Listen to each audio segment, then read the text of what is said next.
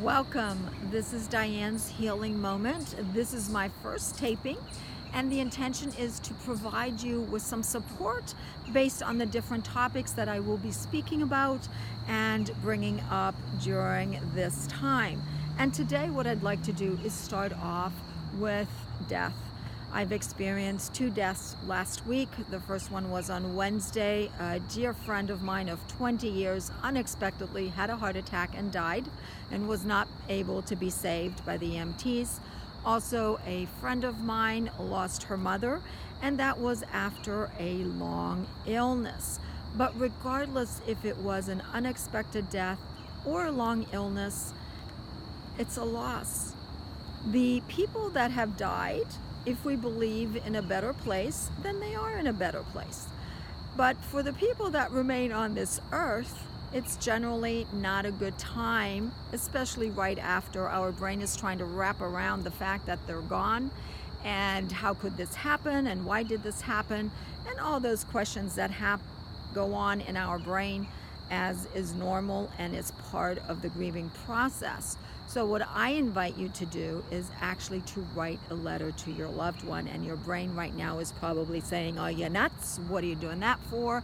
Whether it is a death that was experienced last week, months ago, or even years. If you were not able to say goodbye and you were not able to say all that you wanted to say, and you're still grieving about it or are sad about it, write the letter. I encourage you. In this letter, find a quiet place before you write it, uninterrupted. But in your letter, you can write all the things that you loved about the person. You can write all the things that you had fun doing together.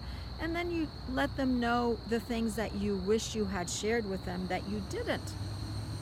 Read it a couple times, have a good cry, have a good laugh, and then, put it in an envelope and put it either in a nice box or a drawer that it's safe. And then I encourage you to wait a few days, because if you actually mailed a letter, right, it generally takes 3 to 5 days. And then I would ask you to write another letter. And in this letter is actually, we're going to have the intention that your loved one would reply. And again, you're going to say, "Are you nuts? What are you doing? They're dead." Maybe they're dead, a week. Maybe they're dead 5 months. Maybe they're dead 5 years. It really doesn't matter. You know their spirit. You know how they would have replied. So I encourage you to find another spot and reply as they would to you. When you're sad, when you want a good laugh, take out the letters, read them, enjoy them.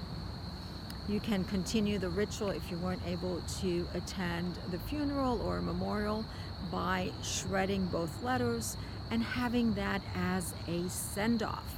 Maybe the families can send you some pictures of what took place, during their memorial, during their service. Every family is a little different. Some people take pictures, some don't. But nonetheless, I encourage you to do that. I also invite you to share with me how that experience was for you and what you got from it. If you want to have further conversation, my name is Diane Pratt. I'm a intuitive life coach, Reiki healer, and also grief coach. And you're welcome to contact me if you have further questions. Please share how the experience was for you. I always get a kick of knowing what people go through, because a lot of times they're really funny. And of course, many times they're sad. But nonetheless, till next time, this is Diane's Healing Moment. Take care now.